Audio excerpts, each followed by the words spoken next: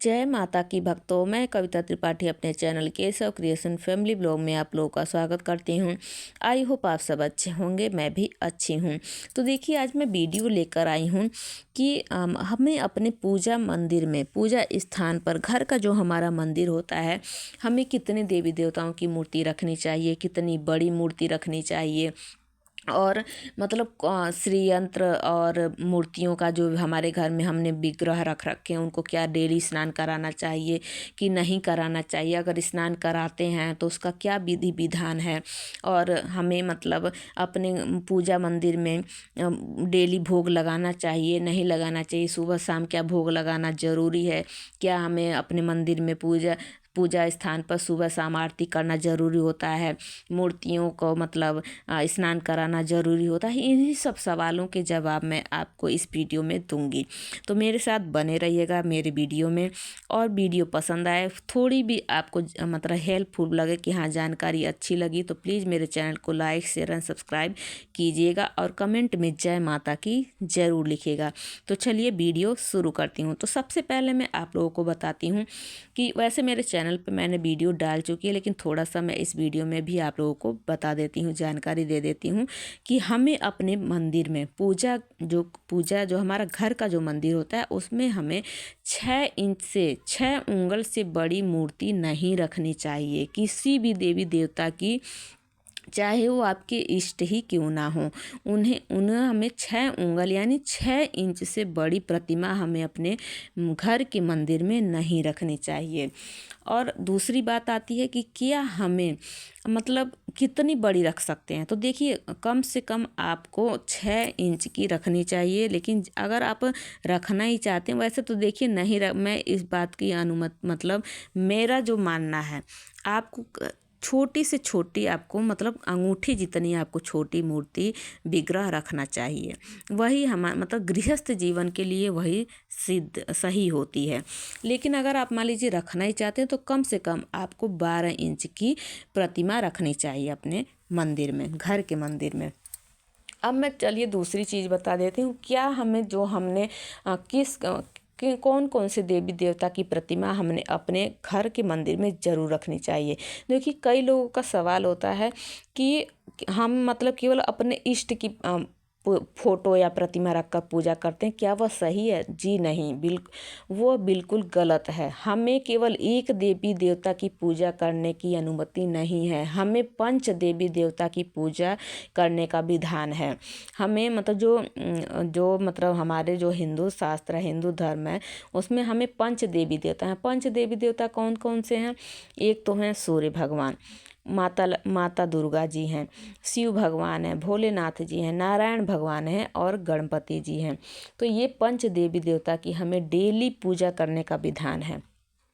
तो आपको कम से कम अपने मंदिर में पंच देवी देवता की फ़ोटो या प्रतिमा ज़रूर रखनी चाहिए।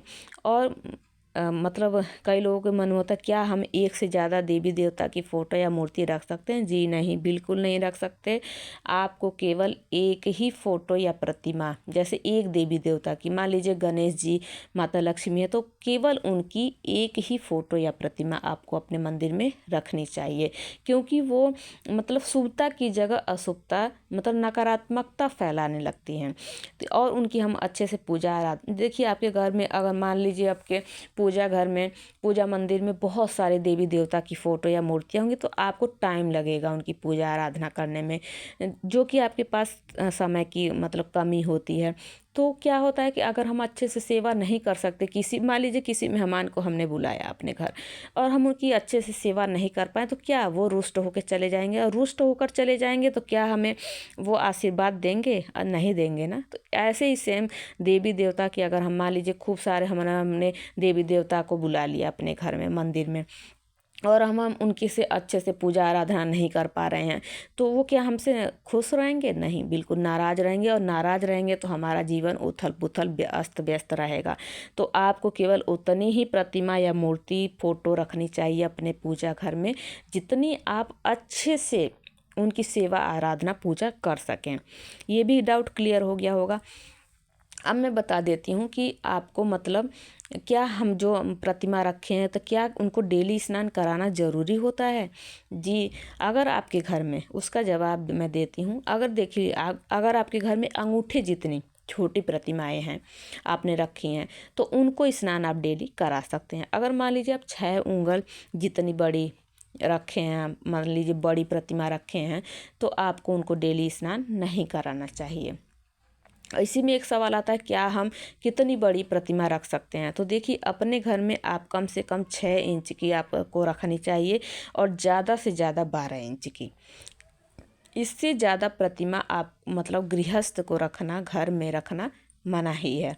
तो आप कोशिश कीजिए कि 6 इंच की ही रखा कीजिए, क्योंकि हम मतलब क्या होता है कि हम मान लीजिए कोई प्रतिमा लाते हैं, बड़ी हो छोटी हो, उनकी प्रतिष्ठा करानी जरूरी होती है। वो भी हम स्वयं, देखिए शास्त्रों के अनुसार तो पंडित को ही बुलाकर प्रतिष्ठा करवानी चाहिए, क्योंकि मतलब मंत्र क्या होता है, प्रतिष्ठा कैसे होती है, मंत्रों के उच्चारण से। और हम मंत्र नहीं बोल पाते हैं, मंत्र नहीं पढ़ पाते। अगर मान लीजिए पढ़ भी लेते हैं तो उसका विधि विधान क्या है वो हम नहीं जानते। वो केवल जिसका काम उसी को सो है। तो यही बात है कि पंडित जी जो इतने अच्छे से कराएंगे हम नहीं कर सकते, चाहे हमें कितनी भी जानकारी हो, हम उतने अच्छे से उतने अच्छे ढंग से नहीं कर सकते। तो प्रतिष्ठा तो हमें पंडितों से ही करवानी चाहिए। लेकिन मान लीजिए सबके सामर्थ्य में नहीं होता है तो हम क्या लाते हैं, अपना पंचामृत से स्नान कराते हैं। जितना हमारा सामर्थ्य होता है, जितना हमारा भक्तिभाव होता है, भाव से हम उतने अच्छे से अपने मतलब प्रतिमा को, जो भी देवी देवता खिलाते हैं, उन्हें स्थापित, धीरे धीरे उनमें प्राण आ जाते हैं। मैं ये नहीं कहूँगी कि आप पूजा कर रहे हैं उस प्रतिष्ठा नहीं हुई है वो गलत है, नहीं, गलत नहीं है। उनमें धीरे धीरे, क्योंकि सबका देखिए ऐसा सामर्थ्य नहीं है कि पंडित को बुलाकर ही हम प्रतिष्ठा करवा पाएँ। सबका देखिए ये क्या होता है, परिस्थिति अनुकूल होता है। अगर मान लीजिए हमारी स्थिति नहीं है, हम पंडित को नहीं बुला, क्या हम मूर्ति नहीं ला सकते? ला सकते हैं, क्योंकि भगवान भी कहते हैं कि भाव के भूखे हैं भगवान। तो आपको अपने घर में अपने मूर्ति जो भी लानी है, लेकिन इतना ध्यान रखिए ज़्यादा बड़ी मूर्ति हमें अपने घर में नहीं रखनी चाहिए। अब चलिए मैं मतलब ज़्यादा फिर अगली जानकारी मैं देती हूँ कि आपको अगर मान लीजिए आपको मतलब अब हमें अपने मंदिर में मतलब बीच में किसको स्थान देना चाहिए। जो मंदिर का जो सेंटर है, हमारे घर का जो मंदिर का सेंटर है, उसमें तो उस जगह को आपको अपने इष्ट को देना चाहिए। आपकी इष्ट जो भी हो, नारायण भगवान हो, भोलेनाथ जी हो, गणेश जी हो, माता लक्ष्मी हो, सरस्वती जी हो, आप जो भी आपके इष्ट हों, उन आपके अपने इष्ट को अपने मंदिर के सेंटर में रखना चाहिए। उसके बाद अन्य देवी देवता को दाएं बाएं रख सकते हैं। और देखिए अब मैं बता देती हूँ, अगर आपके घर में मान लीजिए लड्डू गोपाल जी हैं तो भोग सेवा हमें कितनी बार देना चाहिए। तो देखिए जो भी आपके देवी देवता हैं वो तो सुबह शाम जब भी आप पूजा आराधना करते हैं तो भोग जरूर लगाए कीजिए सुबह शाम। मान लीजिए अगर आपके घर सात्विक खाना बनता है तो खाने का भोग लगाइए, अगर नहीं बनता है तो आप गुड़, मिश्री, बतासा, इन बतासे का भोग तो बहुत ही अच्छा माना जाता है। तो आप इन तीनों में से किसी का भी भोग सुबह शाम जरूर लगाना चाहिए। क्या होता, अब देखिए भोग भगवान खाते नहीं हैं, लेकिन उसमें हमारा भाव होता है कि हम अपने भाव के उससे कि हम अपने मतलब भगवान को खाना दे रहे हैं, हम भोग लगा रहे हैं। और उससे क्या होता है, हमारे घर की बरकत होती है, हमारे घर के जो रुके हुए काम हैं वो पूरे होते हैं।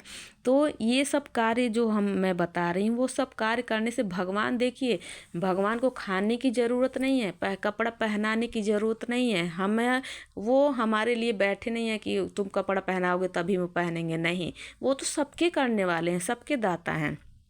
तो उनको हम क्या दे सकते हैं। ये केवल क्या होता है कि हम जो अपने भाव दिखाते हैं उससे हमारे घर की जो रुके हुए काम होते हैं वो पूरे होते हैं। हमारे घर में कभी मतलब रोग, कष्ट, बाधा जो भी अगर आती भी है तो वो टल जाती है, थोड़े में ही टल जाती है। तो ये सब कार्य जो होते हैं वो हमारे खुद के लिए होते हैं। और पूजा आराधना करने से हमें क्या मिलता है, हमें मन की शांति मिलती है। हमें अगर कोई बाधा आ रही है, कोई कष्ट आने वाला है, चाहे आ गया है, तो उससे लड़ने की हमें प्रेरणा मिलती है, क्षमता मिलती है, ये होता है। उसके बाद देखिए अगर आपके मान लीजिए घर में शिवलिंग है रोज़ स्नान, बड़ी मूर्तियों का तो मैंने बता दिया, कभी कभी आपको स्नान कराना चाहिए, मतलब हफ्ते में अगर टाइम है तो कर लीजिए, नहीं तो महीने में, नहीं तो तिथि त्योहार पे आपको ज़रूर बड़ी मूर्तियों का स्नान कराना चाहिए, बड़ी प्रतिमाओं का। अगर मान लीजिए आपके घर में शिवलिंग है, शंख है, शालिग्राम जी हैं, लड्डू गोपाल जी, तो इनको आपको डेली स्नान कराना ज़रूरी होता है। और मान लीजिए आप, मतलब कई लोग पूछते हैं कि हमारे मतलब शंख है तो हम कैसे रखें, तो देख लीजिए मैंने अपने मतलब वीडियो में दिखाया है कि अपने शंख को हमें कैसे रखना चाहिए। जो शंख का जो मुंह होता है ना, वो देवी देवता की ओर रखना चाहिए हमें। और शंख के ऊपर एक तुलसी दल अवश्य होना चाहिए। और शंख को कभी भी नीचे नहीं रखा जाता है, या तो स्टैंड पे रखिए या तो किसी पात्र में रखिए, लेकिन नीचे नहीं रखते हैं क्योंकि हमें पाप लगता है, दोष लगता है। और शंख को कभी खाली मत रखिए। अगर आप ठाकुर जी को स्नान कराते हैं, लड्डू गोपाल को स्नान कराते हैं, तो जल भर कर रखिए। नहीं तो अगर आपने ऐसी पूजा में रख रखा है, पूजा घर में रखा है, स्थान पे रखा है, तो आप उसमें अखंडित अक्षत चावल भरकर रखिए। उससे क्या होता है, हमारे घर में कभी धन धान्य की कमी नहीं रखती है, माता लक्ष्मी की कृपा बनी रहती है। अब बारी आती है श्री यंत्र की। क्या हमें डेली श्री यंत्र की स्नान कराना चाहिए? देखिए, श्री यंत्र माता लक्ष्मी जी का ही स्वरूप होता है। इससे श्री यंत्र की पूजा आराधना से हमें माता लक्ष्मी की कृपा मिलती है। तो आपके पास अगर समय है तो आपको डेली स्नान कराना चाहिए, कच्चे दूध से, गन्ने के रस से, पंचामृत से। अगर आपके पास टाइम नहीं है तो आप हफ्ते में दिन शुक्रवार को, अगर मैं कह रही हूँ शुक्रवार, तो इसका मतलब ये नहीं, शुक्रवार को जब भी आपको हफ्ते में अगर एक दिन टाइम मिलता है, अगर हफ्ते में नहीं मिलता तो महीने में एक बार स्नान आपको अवश्य कराना चाहिए श्री यंत्र को। उसके बाद वैसे अपना अगर स्नान ना कराएं तो अब क्या करें?